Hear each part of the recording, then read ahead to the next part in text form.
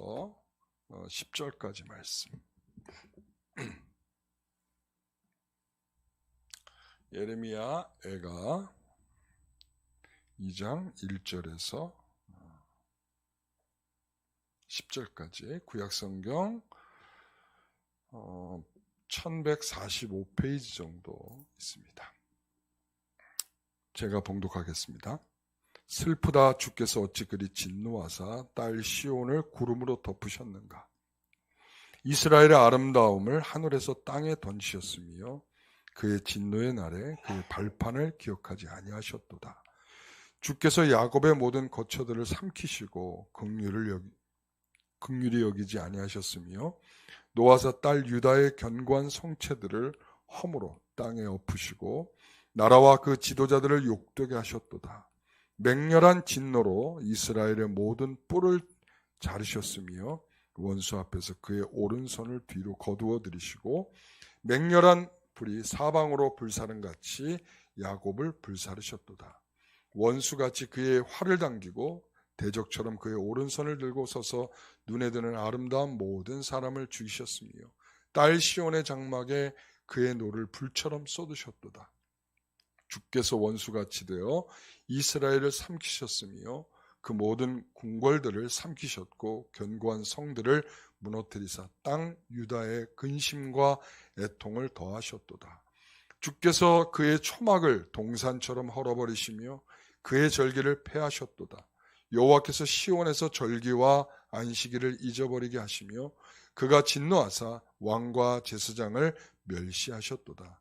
여호와께서 또 자기 제단을 버리시며 자기 성소를 미워하시며 궁전의 성벽들을 원수의 손에 넘기셨으며 그들이 여호와의 전에서 떠들기를 절기의 날과 같이 하였도다.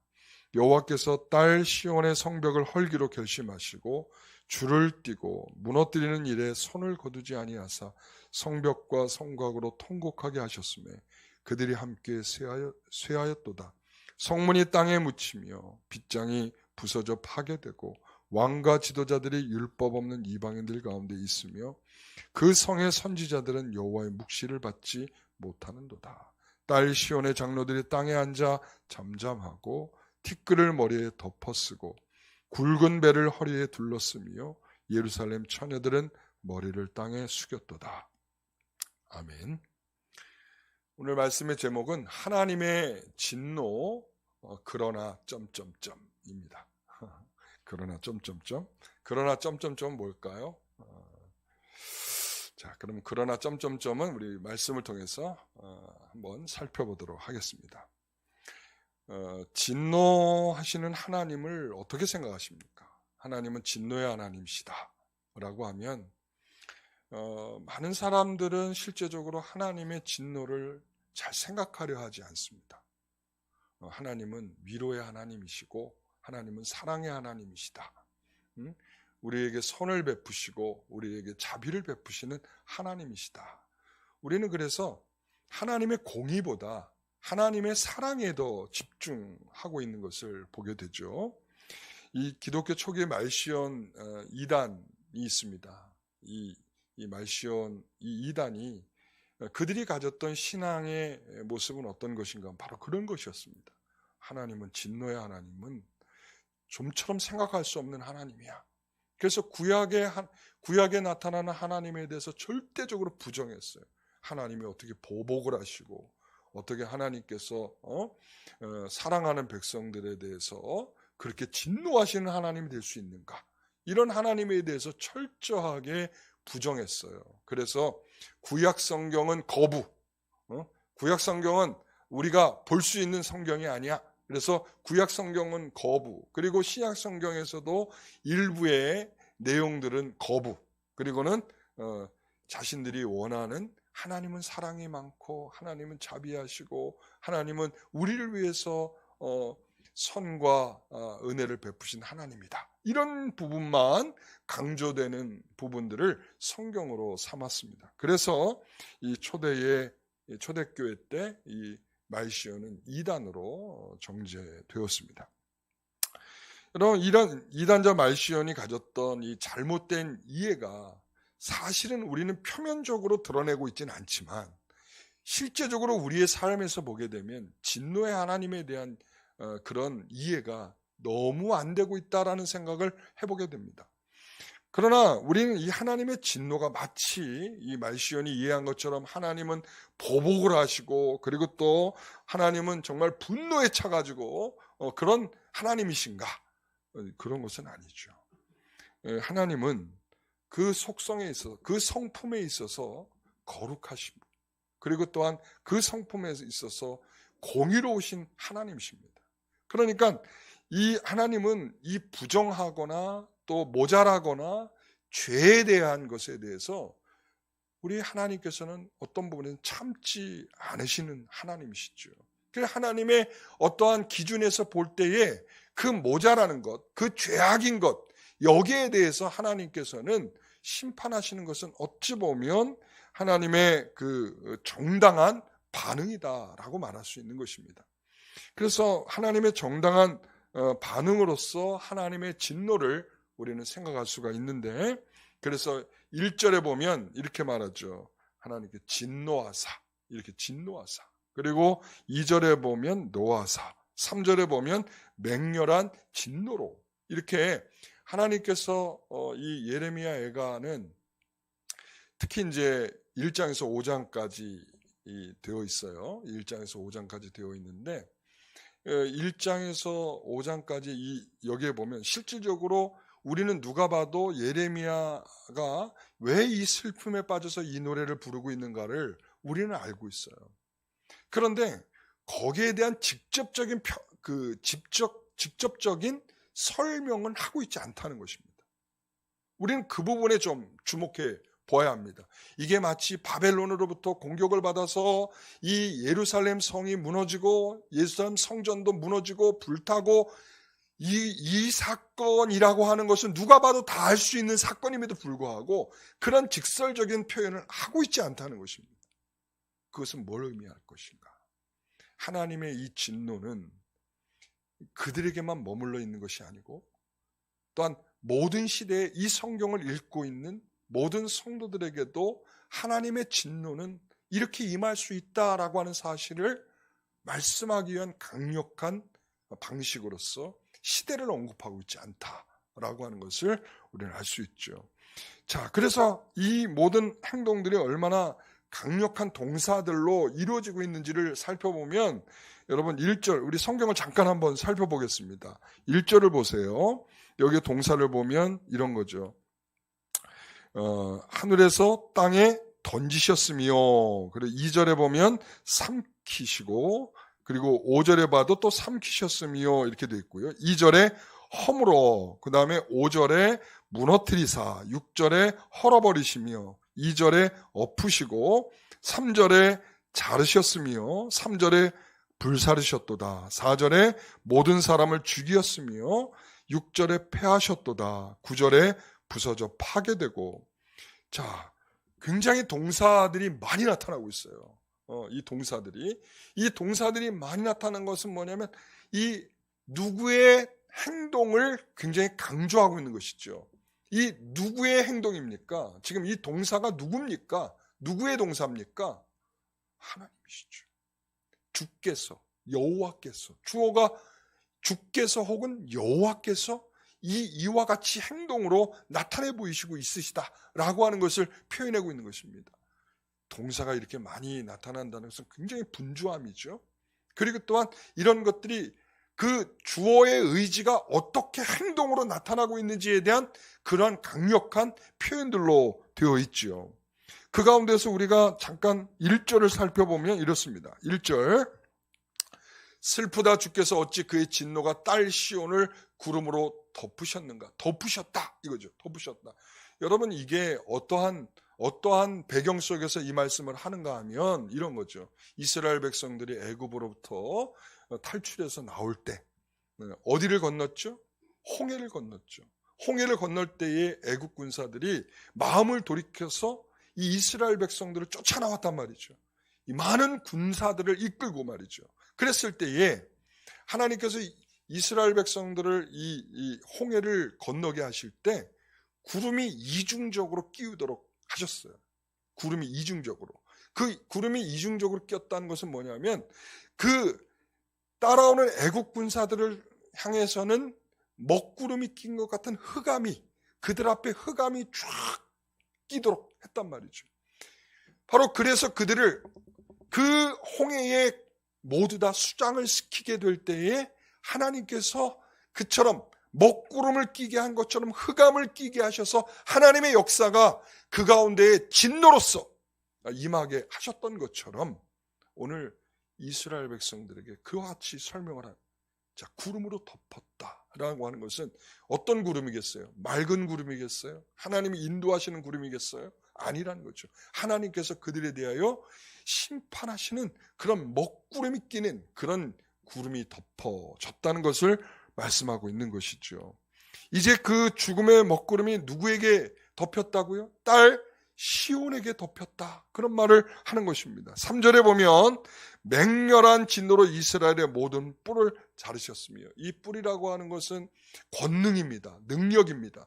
그리고 이 뿔이라고 하는 것을 여러 가지로 상징적으로 우리가 제단의 뿔, 이 제단의 뿔은 구원의 뿔입니다. 이 도피성을 찾아온 자들이 이 과실치사, 의도하지 않고 사람을 죽인 경우에 이제 그 여러 사람들을 피해서 도망쳐서 이 도피성으로 도망쳐 왔을 때에 그들이 무엇을 잡으면 딱 살게 되냐면 마치 이 제단의 뿔을 딱 잡으면 그들이 이제 구원받게 되는 것이죠. 그래서 이 뿔이라고 하는 것은 능력이요, 권능이요, 그리고 또한 구원의 뿔이란 말이죠. 그것을 어떻게 하신다고요? 자르셨다. 이렇게 얘기하고, 그 다음에 그의 오른손을 뒤로 거두어 들이시고, 우리가 하나님의 오른손은 어떤 손입니까? 능력의 오른손이죠. 능력의 오른손.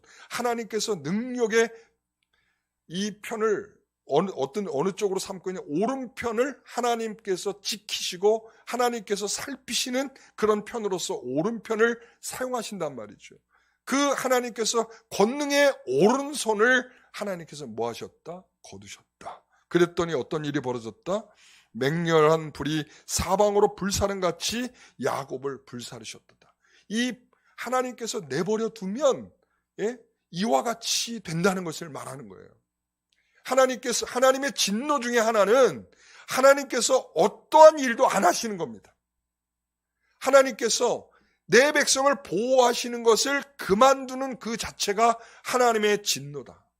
오늘 그 말씀을 하고 있는 것이죠.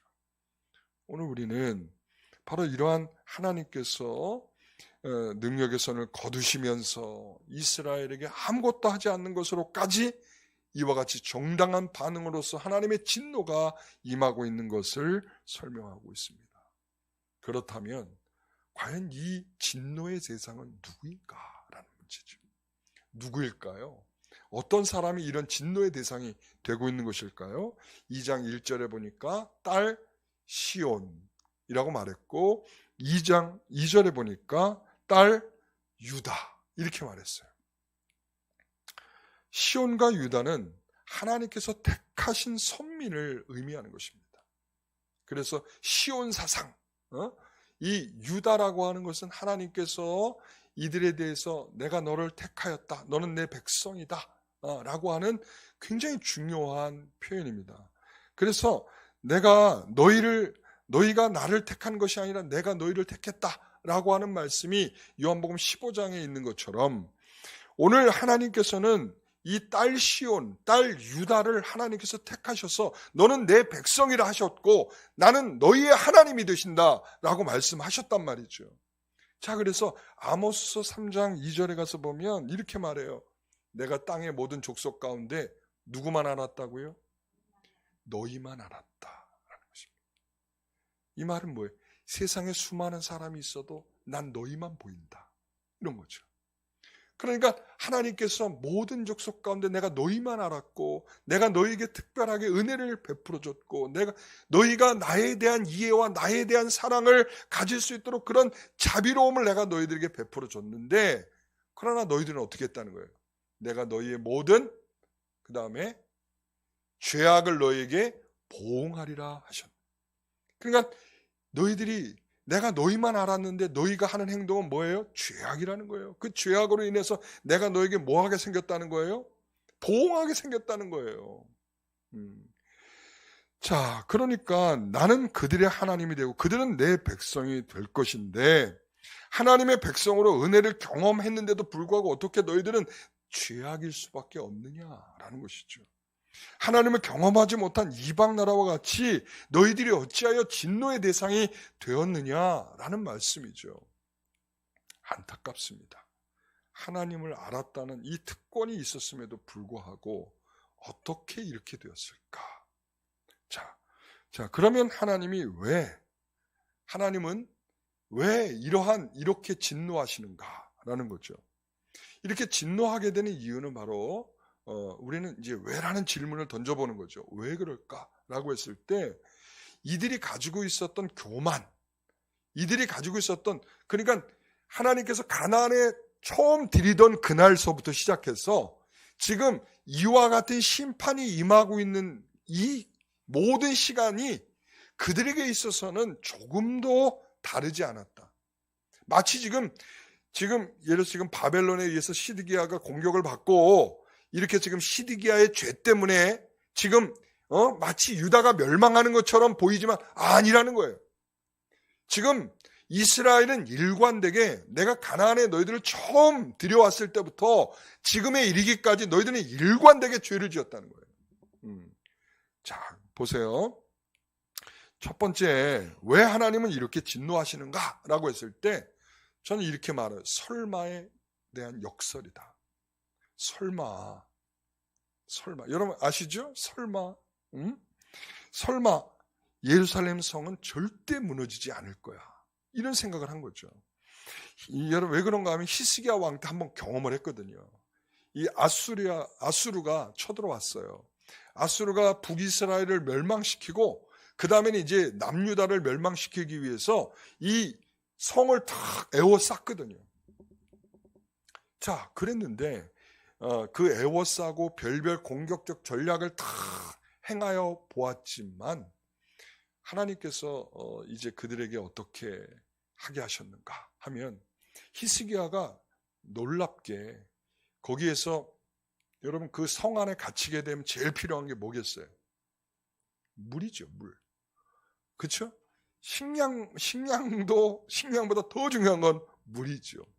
그러니까 그 물이 기온샘에부터 이제 실로암까지 그 굉장히 한 600m 정도 거리가 되는 그 거리를 뭐랬냐면 수로를 뚫어요. 정말 놀라운 수로를 뚫습니다. 그래서 그걸 히스기야 터널이라고 지금도 이제 존재하고 있어요. 그래서 지금도 물이 찰랑찰랑, 그 물이 흐르는 소리가 혹시라도 아수르에게 들릴까봐 아주 이게 물의 흐름이 30cm 폭 정도, 그러니까 낙차가 30cm 안에서 이루어질 수 있도록 굉장히 완만한 물흐름이 될 수 있도록 그렇게 해서 그 기온샘에서 흘러나오는 물을 이 실로암에 이르기까지 물을 가두어서 이 예루살렘 성에 있는 사람들이 식수로 쓸 수 있도록. 그럼 물이 있으니까 사람들이 여유가 생기는 거죠. 그러니까 그 다음에 하나님께서 우리에게 과연 어떠한 생각을 가지고 계신지를 충분히 기다리면서 하나님께 물을 수 있는 여유로움이 생긴 거죠. 그랬을 때 하나님께서 그들에게 주신 답은 내가 너희를 구하겠다라고 하는 소리죠. 그래서 18만 5천 명의 사람이 일순간에 죽게 되는 놀라운 역사를 이 예루살렘 성에 있었던 사람들이 경험을 하게 되는 것입니다. 그러니까 이들은 설마 하나님께서 이렇게 우리에게 요새와 같은 성을 주셨고 또 하나님께서 우리를 지키시는데 설마 우리가 바벨론에게 멸망할 것인가, 이런 생각을 하고 있었던 것이죠. 자, 그 다음에 두 번째 설마는 뭔가 하면 이런 거죠. 다윗 왕과 언약을 맺었잖아요. 우리 사무엘하를 했잖아요. 사무엘하 7장에 보면 하나님께서 다윗에게 너에게 영원한 나라를 주신다 라고 약속을 하셨단 말이죠. 그 영원한 나라는 다윗에게도 통하는 이야기이기도 하지만 실제적으로는 메시아를 바라보게 하는 언약이죠. 그러니까 그러한 것에 대해서 우리는 이 다윗의 후손들인데 하나님은 절대 우리를 멸망시키지 않을 거야 라는 생각을 했다면 설마 우리가 다윗의 자손인데 말이지 이거죠. 그 다음에 세 번째 설마는 뭐냐면 우리는 하나님이 거하시는 성전이 있는데 설마 우리가 멸망할 것인가 이거죠. 성전이 있었다는 것입니다. 그렇습니다. 그들은 다른 나라에게 허락하지 않은 성전이 있었습니다. 이 성소의 예배는 하나님과 나와의 관계가 어떤 것인지를 분명하게 확실하게 확인시켜주는 그런 장소이기도 하죠. 그들은 하나님께 절기를 지키고 안식일을 지키면서 하나님께서 그들에게 베푸신 은혜를 확인하기도 하는 것입니다. 그러나 문제는 하나님이 과연 지금 성전에 임재하고 계시는가라는 거죠. 우리가 조금 전에 살펴본 말씀 속에서 보면 그들에게 있어서 이제 안식일과 절기를 기억하지 못하도록 하시겠다라고 말씀하시지 않았습니까? 그러니까 그들은 지금 그들의 머릿속에는 하나님의 절기를 지키는 감사와 감격이 사라져 있고요. 그리고 하나님 주 안에서 즐거움을 찾고 기쁨이 회복되어야 되는 그런 주 안에서의 신앙과 믿음을 지킬 수 있는 안식일이 그들 가운데에서 기억되지 않고 있는 상황입니다. 성전은 있습니다. 성전은 있지만 하나님이 거하시는, 하나님이 임재하시는 그러한 실제적인 성전이 되지 못하고 있다는 사실을 말씀하고 있는 것이죠.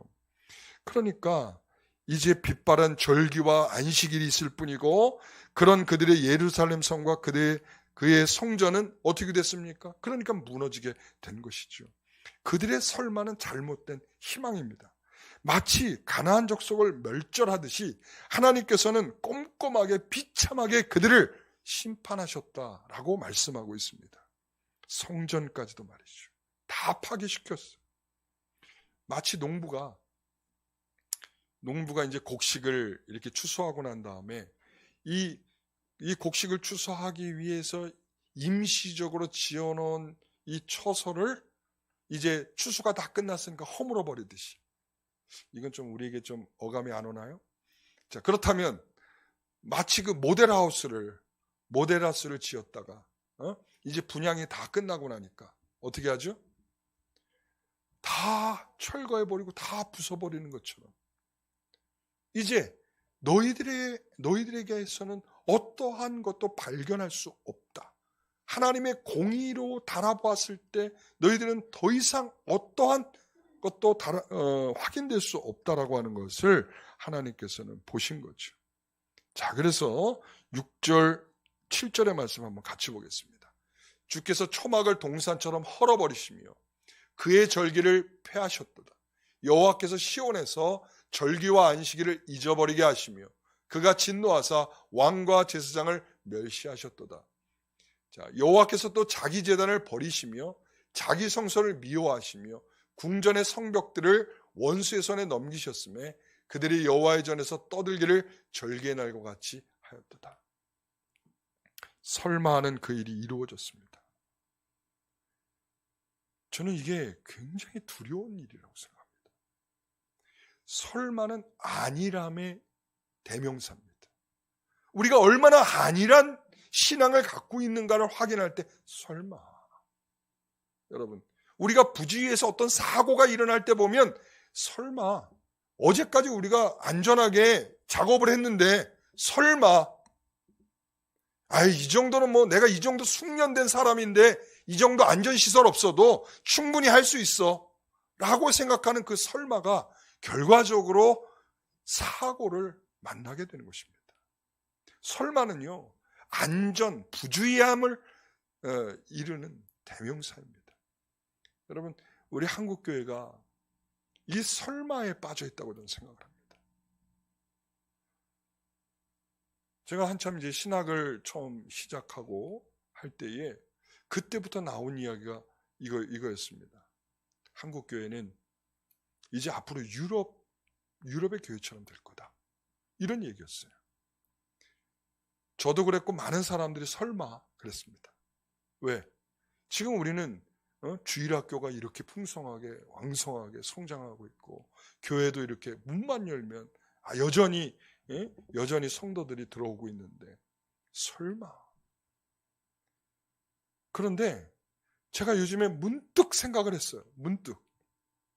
코로나 시대가 끝나고 난 한국 교회는 첫째, 젊은 사람들이 교회를 많이 떠나고 있다. 그리고 유독히 어린아이들과 학생들이 점점 교회에서 줄어들고 있다. 그리고 점점 성도들은 노령화되고 있다라는 것이죠. 여러분, 이제 신학교도 있잖아요. 지금 다 미달이에요. 신학교들이 미달이라고요. 전에 막 경쟁하면서 막 피 터지게 공부하지 않고서는 입학할 수 없던 그런 학교들이 다 지금 그냥 원서만 내면 합격하는 그런 시대가 됐어요. 그런데 그 미달의 수준이 점점 지금 커지고 있습니다. 그 말은 뭐겠습니까? 지금 있잖아요. 지방에 있는 교회들은요, 지금 담임 목사를 구하기도 어렵습니다. 전도사, 교육전도사, 전도사, 이렇게 전임, 이걸 구하기 어려운 거는 오래전부터 그랬고요. 지금 이제 담임 목사를 구하기도 어려운 상황이 점점 되어가고 있습니다. 지금 수도권에 있는 교회들도 마찬가지예요. 지금 교육전도사 구하기가 하늘의 별 따기랍니다. 앞으로 더 할 겁니다. 왜? 지금 이미 졸업한 이 목사들은 말이죠, 교회 사역을 해보니까 힘들기만 힘들고 정당한 대가를 못 받는다고 생각하니까 이제 발을 반반만 들여놓자, 이렇게 되는 거예요. 교육 파트만 하나 하고 그리고는 일주일 동안 내가 사회적 일을 하자, 이렇게 되는 거예요. 그러니까 이런 추세로 점점 가고 있다면 결과적으로 한국 교회는 지금 스코틀랜드에 있는 교회 이렇게 예를 들어보면 이렇습니다. 2개의 교회를 한 목사가 목회를 하고 있습니다. 여러분, 그것은 이제 목회자 수급이 어려워진다는 얘기입니다. 이제 우리도 그러한 대비를 하지 아니하면 거기에 대한 어떤 정말 손 놓고 교회 일들이 마비가 되는 일들이 생기게 될 것입니다. 저는 이러한 시즌이 올 거라는 것은 정말 생각하지 못했습니다. 설마. 그런데 지금 눈앞에 닥치고 있습니다. 지금 우리 합신 같은 경우에도 3분의 1 밖에 지금 입학생이 입학하고 있지 못하고 있는 상황에 있습니다. 아마 더 줄 겁니다. 그러니까 교육전사들이 없는 거예요. 이러한 설마가 이제 점점 우리에게 아니란 마음을 키워서 한국교회의 이 위기, 우리는 유럽교회처럼 되지 않아 라고 생각했지만 실제적으로 우리는 그 길을 지금 가고 있고, 이제 바로 그 직전에 우리는 지금 서 있다라는 것을 생각할 때 이제 이 설마에 대한 마음, 아니람에 대한 마음을 빨리 우리가 거두지 아니하면 우리도 이러한 하나님의 이런 진노 앞에 설 수밖에 없다라는 생각을 하게 됩니다. 이 두 번째는 이런 것입니다. 두려움이 없음에 대한 경고다. 예레미야 32장 29절에 보면 이 성을 치는 갈대아인이 와서 이 성읍에 불을 놓아 성과 집 곧 그 지붕에서 바알에게 분향하며 다른 신들에게 전제를 드려 나를 경록케 한 집들을 살으리니. 지금 이게 예레미야를 통해서 지금 이처럼 예레미야 애가 2장에 일어날 사건을 미리도 예언을 한 것입니다. 예레미야가. 그러니까 이렇게 갈대아인이 와서 이 성읍에 불을 놓아 성과 집 그 지붕에서 바알에게 분향하며 다른 신들에게 전제를 드려 나를 경노하게 한 집들을 불살라버린다. 예레미야 32장 31절에 보면 이 성이 건설된 날부터 오늘까지 나의 노여움과 분을 일으키고 있다. 그리고 예레미야 32장 33절 같이 읽어봅니다. 그들이 등을 내게로 돌리고 얼굴을 내게로 향하지 아니하며 내가 그들을 가르치되, 끊임없이 가르쳤는데도 그들이 교훈을 듣지 아니하며 받지 아니하고.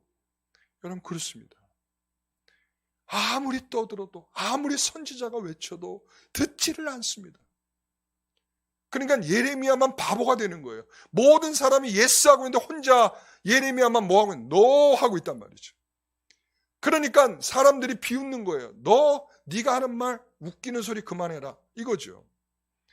여러분 어떤 가르침이 있어도 그 교훈을 받지 않는다는 것입니다.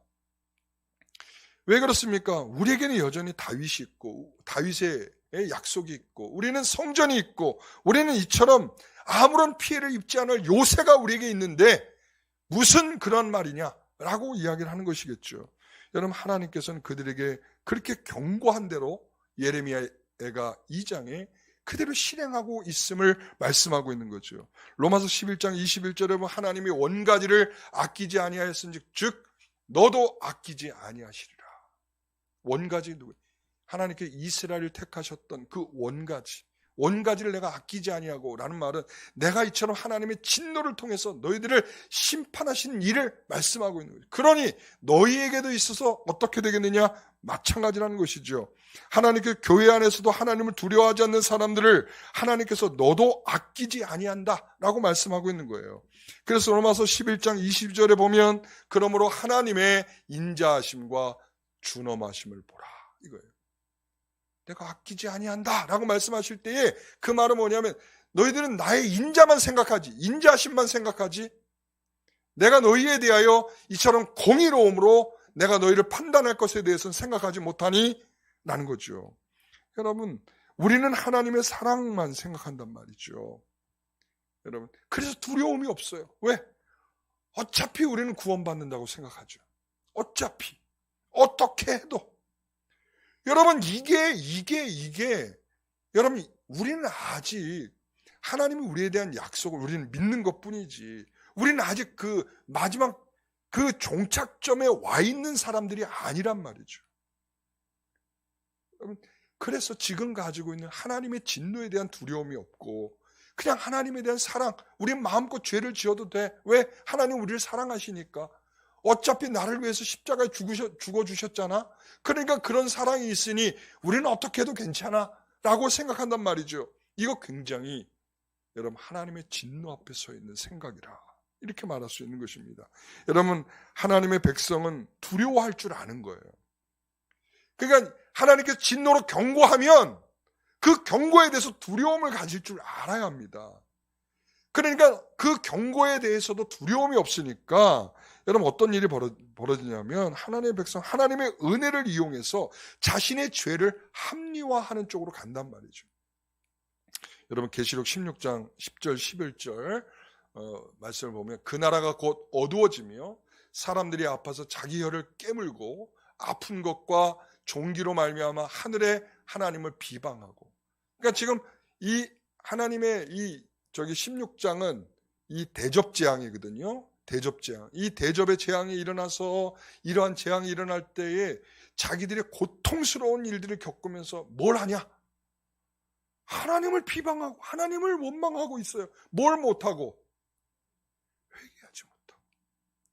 하나님이 이렇게 진노로 너에게 퍼붓는다 하면 그들이 가져야 할 첫 번째 생각은 뭐냐면 이 진노를 행하시는 하나님에 대한 두려움을 가지고 내가 잘못했구나.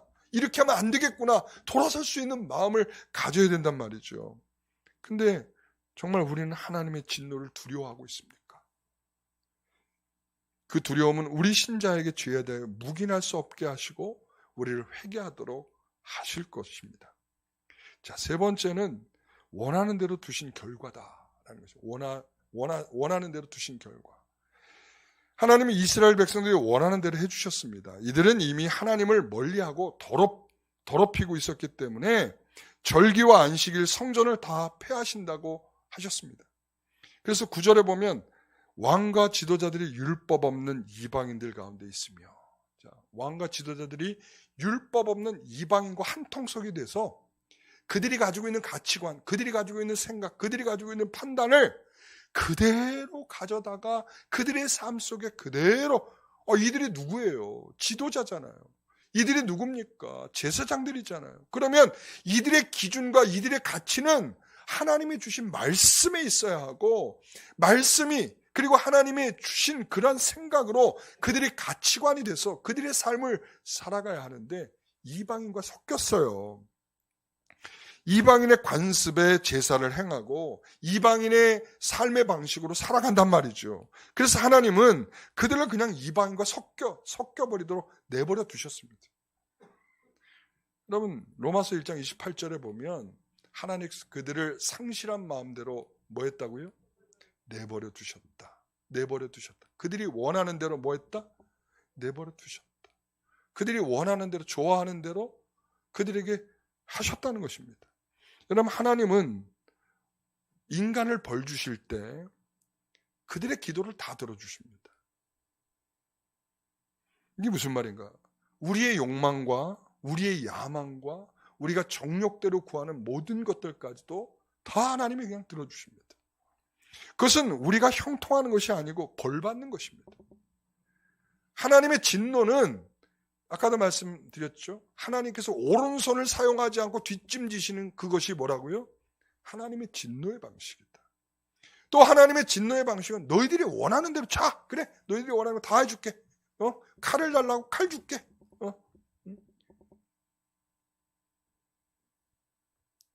기도하지 않는데도 척척 다 이루어집니다.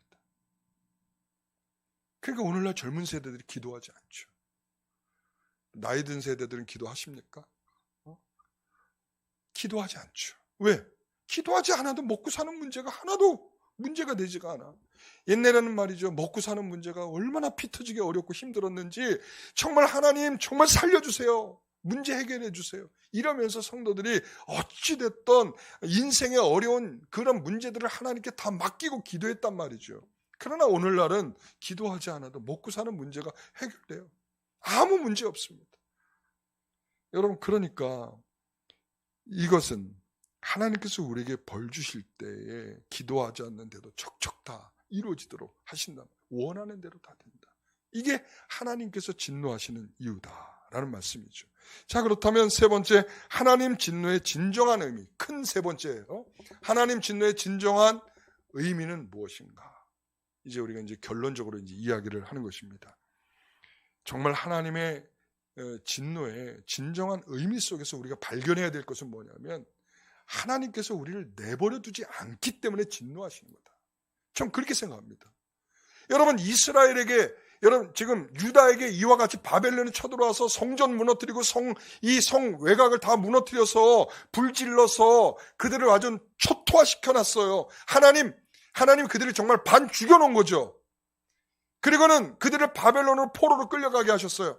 자, 이 상황으로 보면 뭡니까? 야, 그들은 정말 비참한 인생이 됐구나. 끝났구나. 다 끝장났네. 이렇게 얘기할 수 있지만 여러분, 많은 학자들이 이렇게 말해요. 바벨론으로 포로로 끌려간 것은 이제 다시 제2의 출애굽을 준비하시는 하나님의 역사다. 이렇게 말한단 말이죠. 그러니까 이 바벨론으로 포로로 끌려간 것은 그들에게 다시 한번 신앙의 성숙을 준비시키는 거예요.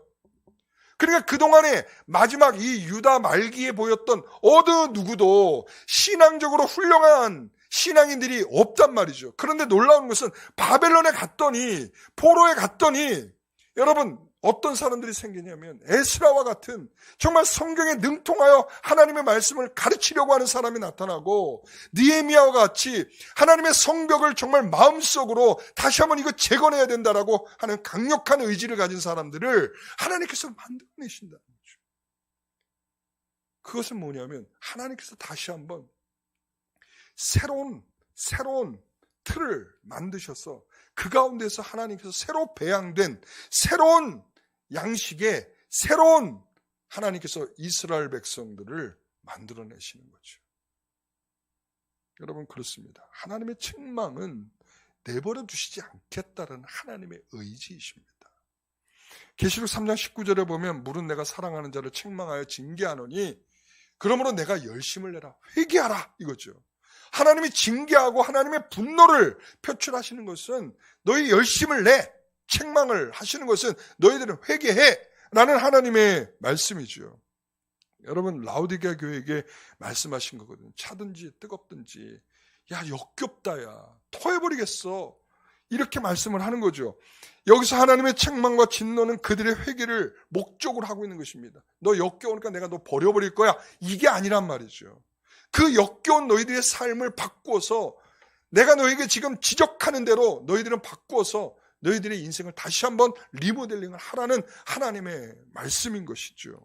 내버려두지 않는 것은 여러분 내버려두지 않기 때문에 떼어내는 고통이 따르는 겁니다. 너무 우상하고 딱 붙어있는 우리들의 인생의 모습을 보세요. 그 우상으로부터 우리를 떼어내려고 할 때 얼마나 그 고통이 심하겠습니까? 여러분 그러니까 하나님께서 그것을 가로막아 버리시는 거죠. 여러분 그렇지 않습니까? 그러니까 우리가 실패하는 고통, 저는 그 실패하는 고통이 하나님 우리에게 주는 굉장한 큰 은혜라고 생각합니다. 왜냐? 하나님께서 그 마치 탐심이 우리에게 우상 숭배처럼 되듯 물질 앞에 우리가 그냥 딱 달라붙어서 조금도 우리가 떨어질 줄 모르는 그러한 우상에 우리가 이리 결합되어 있는 우리들의 인생을 떼어놓기 위한 하나님의 방식은 우리에게 실패하게 하시는 거죠. 여러분 우리는 그럴 때 하나님이 가로막고 우리에게 실패하게 하실 때 우리는 영적으로 민감해야 합니다. 그 하나님의 진노의 한 껍질을 벗기면 바로 그 안에는 하나님의 사랑이 담겨 있습니다. 그 진노에는 하나님의 아픔도 담겨 있고 그리고 그 진노에는 하나님의 터치가 하나님의 손길로 그리고 깨닫게 하는 하나님의 은혜의 수단이기도 합니다. 정말 하나님의 심판이 되는 것은 그 하나님께서 터치하시고 하나님께서 은혜의 수단으로 하나님의 진노를 주셨음에도 불구하고 그것을 여전히 깨닫지 못하고 그냥 절망해버리는 것입니다. 여러분 두 번째는 슬픔의 반응이 있어야 합니다. 슬픔의 반응. 1절을 보세요. 슬프다 주께서 어찌 그리 진노하사. 5절 딸 유다에게 슬픔을 더하셨도다. 원래 5절은 그런 말씀이 아니죠. 뭐라고 되어 있어요? 근심과 애통을 더하셨다 이렇게 되어 있잖아요. 보통 히브리어의 단어를 반복적으로 쓸 때에는 이게 정확하게 직역을 한 거예요. 제가 이제 히브리어 성경을 직역을 그러니까 슬픔의 슬픔 이런 거예요. 슬픔. 그게 뭐겠어요? 정말 누구도 이것을 감당해낼 수 없을 만큼 너무도 강력한 슬픔이라고 하는 거예요. 강력한 슬픔. 그러니까 이 딸 유다에게 이 강력한 슬픔을 더하게 하신다라는 것입니다. 이 슬픔은 고통의 절규일 수도 있지만 자신을 이렇게 진노하시는 아빠 하나님에 대한 그런 어떤 진실한 마음으로서 돌아서려고 하는 자신에 대한 슬픔일 수 있는 거죠. 왜 슬퍼했을까요? 자신이 소중히 여기던 것이 사라지고 내가 원하던 것을 얻지 못하고 사랑하는 사람들이 죽고 비참한 현실 때문인가요? 왜 이런 일이 일어났습니까? 그것은 내 삶에 하나님의 흔적이 사라졌기 때문이죠. 하나님의 흔적은 하나님을 기억하는 센서입니다. 하나님을 기억하는 센서가 망가졌어요. 하나님을 기억해내야 되는데 하나님을 기억할 수 있는 센서가 망가지니까 더 이상 하나님을 기억할 수가 없는 거죠. 그러한 사람에게 하나님께서는 이와 같은 진노를 주시는 거예요. 그 센서가 망가졌기 때문에. 그렇기 때문에 하나님의 슬픔을 깨닫게 하시고 이들은 하나님의 자녀이고 소중한 존재이기 때문에 하나님께서 그렇게 하시는 거죠. 귀중한 존재라는 것이죠. 그러니까 이 말은 하나님의 진노는 제발 좀 정신 좀 차려라. 우리가 그러잖아요. 이 자녀에게 등짝 한 대를 등짝 스매싱을 하면서 제발 좀 정신 좀 차려 라고 하는 바로 하나님의 진노의 메시지가 들어있는 것입니다. 여러분 우리가 자녀가 잘못된 길을 갈 때 자녀들은 별 생각이 없어요. 답답한 건 누구죠? 부모들이죠. 부모들만 답답하지 자녀들은 아무렇지도 않아요. 아무 일도 없는 것 같아요. 그래서 이런 마음도 들죠. 마음은 아프지만 정말 뼈아픈 상처를 입더라도 뭔가에 대한 저 깨달음이 좀 있으면 좋겠다라는 생각을 하게 하죠. 그러나 철든 자녀들은 부모의 속상해하는 것을 보면서 그 슬픔을 느끼는 거예요. 그 슬픔을 느껴야 자신도 슬퍼지고, 그러니까 내가 더 이상 이러면 안 되겠다라는 생각을 하게 되겠죠. 그러니까 이 센서가 망가진 사람들은 하나님께서 방법이 없는 거예요. 진노를 있게 하서라도 그들에게 이제 슬픈 감정들을 갖도록 하는 것이죠. 여러분, 우리가 죄를 짓고 잘못되었다는 것을 아는 순간이 있습니다. 그때 우리는 자기의 영혼이 슬퍼할 시간을 충분히 주지 못하고 있는 것을 보게 됩니다. 일해야 하고, 밥해야 하고, 밥 먹어야 하고, 잠을 자야 하고, 공부해야 하고, 친구를 만나러 가야 하기 때문에 우리는 충분히 정말 우리의 마음의 슬픔을 간직하고, 그 슬픔 때문에 아파하면서 정말 견디지 못하는 그런 어떤 시간들을 좀 지내야 되는데, 그럴 여유가 없어요. 오늘날 성도들이 갖는 정말 어떻게 보면 최단점이라 할 수 있어요. 뭐가 잘못이 느껴지죠. 그러나 그 감정을 조금 갖고 유지하면서 있어야 할 그런 여유가 없어요. 자, 오늘 마지막 절을 보세요. 10절. 딸 시온의 장로들이 땅에 앉아 잠잠하고. 뭐 한다고요? 딸 시온의 장로들이 땅에 앉아 잠잠하고, 예루살렘 처녀들은 머리를 땅에 숙였도다. 이렇게 잠잠할 시간이 필요하고요. 머리를 땅에 대고 침묵하며 나의 슬픔을 곱씹어야 하는 그런 여유로운 시간들이 필요하다. 오늘 하나님께서는 우리에게 이 진노를 통해서 분명하게 내가 너를 버리지 않는다 라고 하는 메시지, 정신 좀 차려라 라고 하는 메시지, 그런 가운데 우리에게는 정말 주님의 슬픔을 공감할 수 있는 그런 슬픔의 마음을 갖도록 하시는 하나님의 은혜가 우리에게 주어지고 있는 것입니다. 여러분, 우리가 그런 일을 혹시 겪고 있을 수도 있습니다. 우리의 냉담함이, 우리의 무반응이, 우리는 어찌 보면 하나님의 더 크신 진노 아래에 있는 것일 수도 있습니다.